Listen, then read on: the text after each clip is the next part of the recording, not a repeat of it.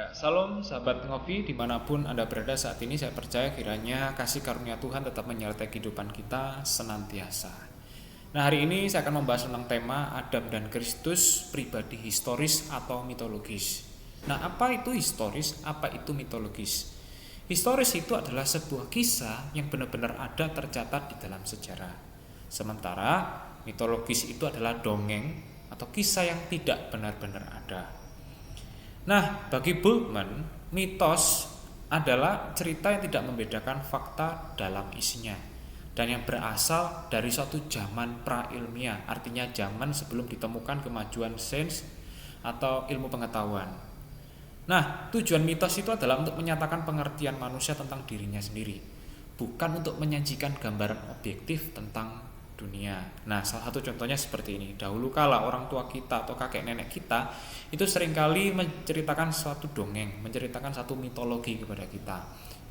Berhati-hati kalau kamu tebang pohon di hutan secara sembarangan. Karena apa? Kalau kamu tebang pohon di hutan secara sembarangan, maka penunggu-penunggu di hutan, yaitu makhluk halus atau roh leluhur, pasti akan marah. Kalau sudah marah, mereka akan mengirimkan bencana berupa tanah longsor dan banjir.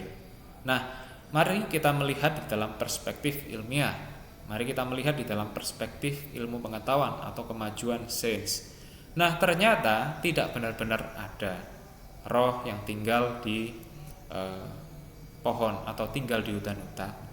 Jadi maksud daripada orang tua kita ketika kita melihat di dalam ilmu pengetahuan atau kemajuan daripada sains, bahwa ternyata ketika pohon ditebang, maka pohon tidak akan lagi dapat menyerap air. Ya, ketika tidak dapat menyerap air, maka menimbulkan tanah longsor dan bencana alam berupa banjir.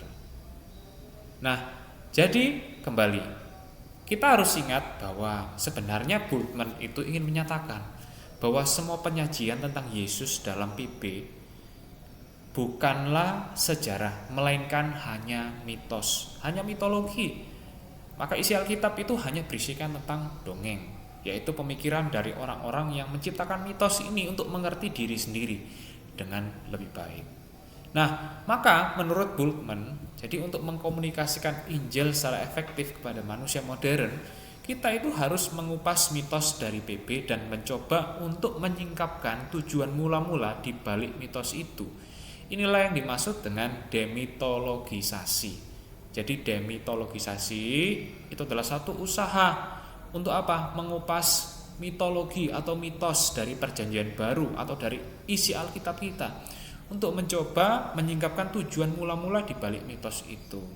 Maka dalam hal ini Kristus dan Adam itu tidak benar-benar ada. Maka tidak penting apakah Kristus itu adalah peristiwa historis, apakah Adam itu adalah peristiwa historis atau mitologis, itu tidak penting. Yang terpenting itu adalah kita harus menyingkapkan tujuan mula-mula di balik keberadaan tokoh-tokoh seperti Adam dan Kristus. Maka dalam hal ini Adam dan Kristus itu tidak dipandang sebagai tokoh sejarah atau pribadi historis, tetapi hanya dongeng, hanya mitologi. Maka dalam hal ini Adam itu hanya sebagai model pengajaran bagi kejatuhan manusia. Sementara Kristus itu hanya sebagai model manusia ilahi yang menyelamatkan umatnya dari dosa-dosa. Maka oleh sebab itu Adam bukan pribadi aktual. Kristus dalam hal ini bagi Bultmann itu bukan pribadi aktual yang pernah hidup di bumi ini, melainkan hanya merupakan simbol dari asal-usul manusia ilahi dan kejatuhan manusia dalam dosa. Dan kemudian menurut Karl Barth, seorang tokoh yang bernama Karl Barth, dia pernah berkatakan seperti ini. Dia pernah mengatakan bahwa narasi Kejadian 3 ayat yang pertama sampai dengan ayat 7 itu bukanlah sejarah, melainkan saga. Saga itu apa? Saga itu artinya adalah cerita ayat yang berisikan dan bercampur dengan fantasi.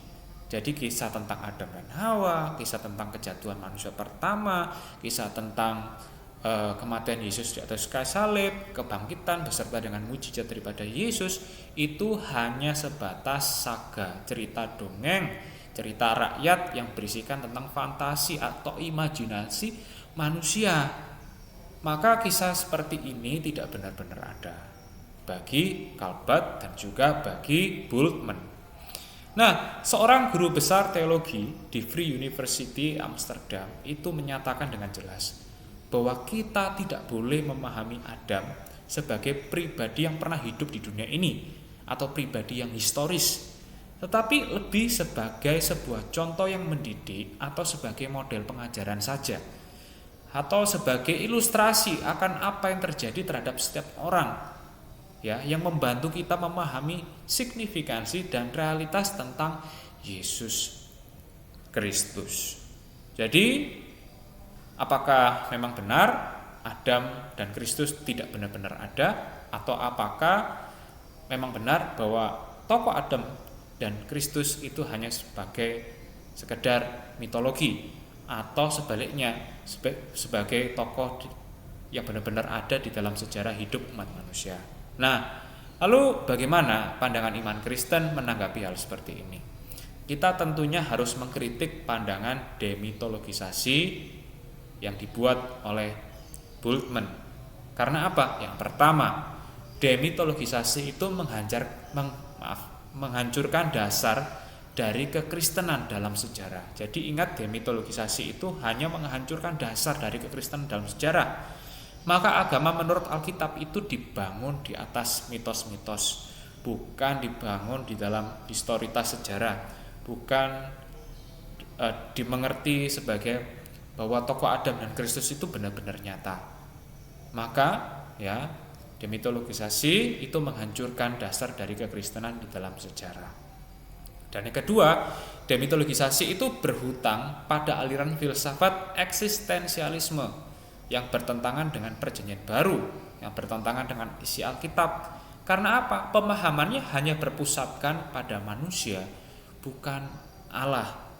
Maka dalam hal ini demitologisasi itu harus kita tolak karena sangat bertentangan dengan nilai-nilai kebenaran firman Tuhan.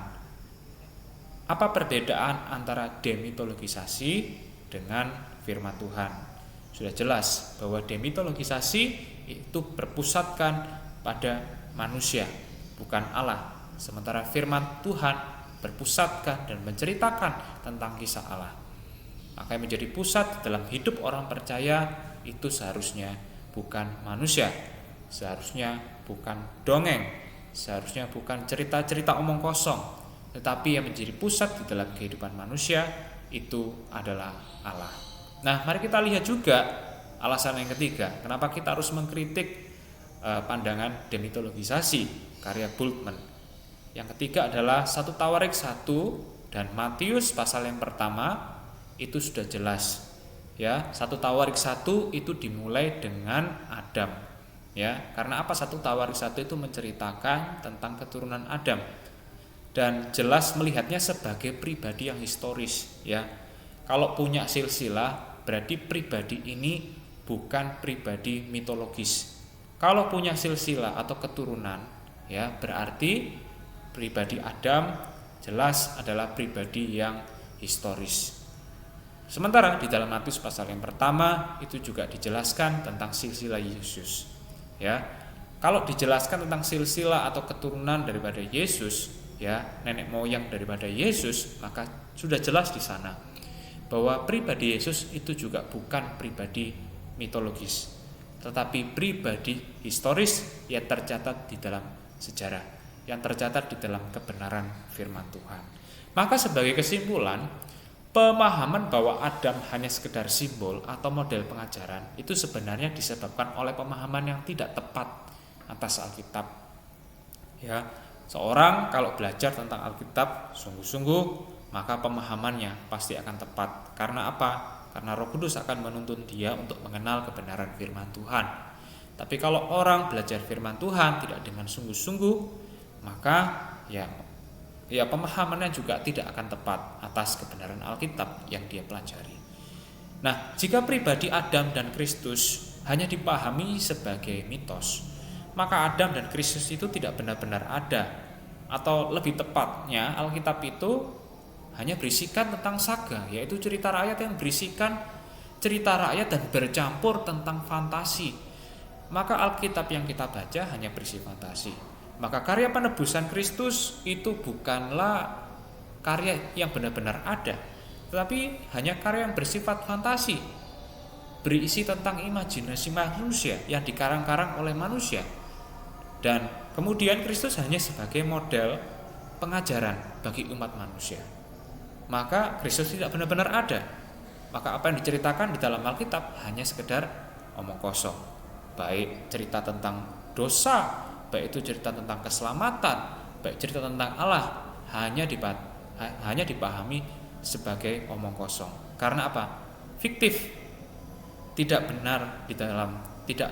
benar-benar ada di dalam sejarah umat manusia. Tetapi tidak demikian.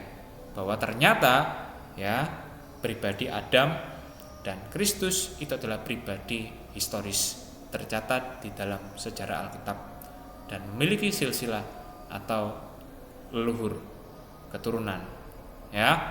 Nah, dan yang kemudian berikutnya adalah saya akan membacakan di dalam 1 Timotius 4 ayat yang pertama.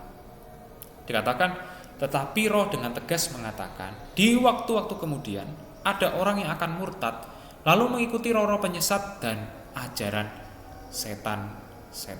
Sudah jelas yang disampaikan di dalam kebenaran firman Tuhan bahwa penyesat akan bermunculan di mana-mana, bahwa akan begitu banyak orang yang tersesat karena pengajaran-pengajaran palsu, oleh karena nabi-nabi palsu.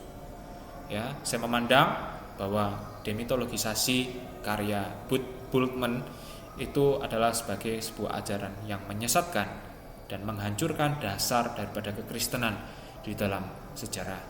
Oleh sebab itu, segala hal yang mengatakan bahwa firman Tuhan adalah mitos, bahwa firman Tuhan, bahwa pribadi Adam dan Kristus hanya sebatas dongeng, maka kita harus menolaknya. Karena apa? Karena itu adalah ajaran yang berisikan tentang ajaran setan atau ajaran penipu atau ajaran daripada nabi-nabi palsu atau ajaran daripada antikris. Maka oleh sebab itu, bagaimana Pak cara kita supaya kita tidak mengikuti ajaran daripada nabi-nabi palsu yang berasal daripada roh-roh setan? Bagaimana caranya? Caranya adalah banyak belajar firman Tuhan, bergantung kepada Tuhan, belajar juga tentang buku-buku teologi. Supaya apa? Supaya kita diberikan wawasan, pengetahuan yang mendalam tentang apa? Teologi yang benar, tentang firman Tuhan yang benar. Dan kemudian bergantung kepada Tuhan di dalam doa supaya Tuhan memberikan hikmat kepada kita untuk bisa membedakan mana yang benar dan mana yang salah. Renungan kita pada